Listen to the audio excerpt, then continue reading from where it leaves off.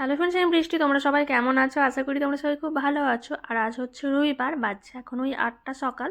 তো এখানে আমি বানাবো বাসন্তী পোলাও। তো সেটার জন্যই চালটাকে পুরো ধুয়ে ভালো করে কাপড়ে মেলে শুকিয়ে রেখেছি। তারপর এখানে দিচ্ছি হলুদ গুঁড়ো, আর সাথে দেবো একটু গরম মশলা গুঁড়ো, আর দেবো একটু নুন, অল্প মতো নুন, মানে একটু একদম অল্প মতো নুন, আর দেবো চিনিটা একটু মোটামুটি দেবো, মানে যেহেতু বাসন্তী পোলাও একটু মিষ্টি মিষ্টি হয়, বাট খুব মিষ্টিও করব না যাতে খেতে না পারা যায়।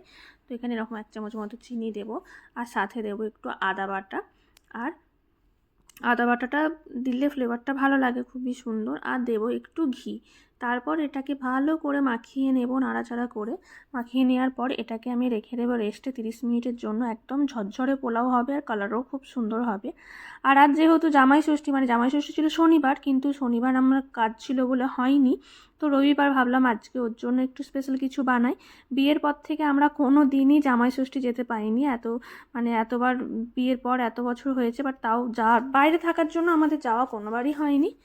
তো ওটাকে রেস্ট রাখার পর এদিকে আমি চিকেন কষা বানাবো। খুব একটা বেশি রেসিপি করব না আজকে, খুব মেনু নেই, খুবই অল্প স্বল্প, কারণ রবিবার, কাল আবার সকাল থেকে স্কুল টুল আছে, অনেক ঝামেলা থাকে।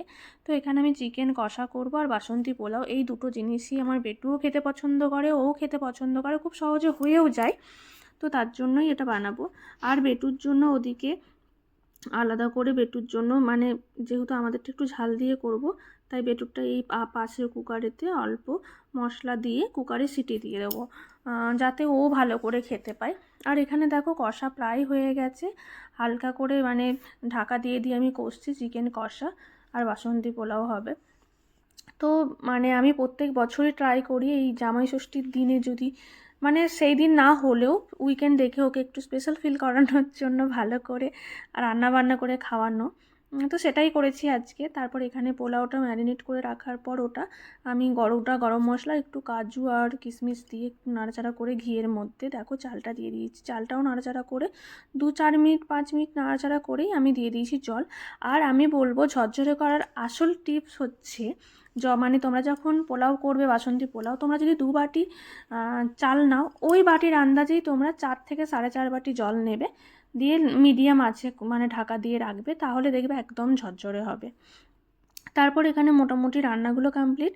আর আজকে বানিয়েছি বাসন্তী পোলাও, বেগুনি, আলু ভাজা, বেগুন ভাজা, স্যালাড, চিকেন কষা, আর একটু ব্লুবেরি দিয়ে দই, আর মিষ্টি জল। আর কিছু না, বেশি হ্যাঁ, তার সাথে ছিল লিচু আর আম। তো এইটুকুই জোগাড় করতে পেরেছিলাম, এইটুকুই সময় পেয়েছিলাম। তো এখানে ও বসেছে, ওই পাশে বেটুও খাচ্ছে। বেটুকে একটু আগেই খেতে দিয়ে দিয়েছিলাম, কারণ ওর খিদে পেয়ে গিয়েছিলো, এখানে খাচ্ছে। তো ভিডিওটা ভালো লাগলে প্লিজ সবাই লাইক কমেন্ট শেয়ার করো। আর তোমরা বলো যে রেসিপিগুলো কেমন লাগছে, আর কি কি রান্না তোমরা আমার কাছ থেকে দেখতে চাও, সেটাও বলো। টাটা।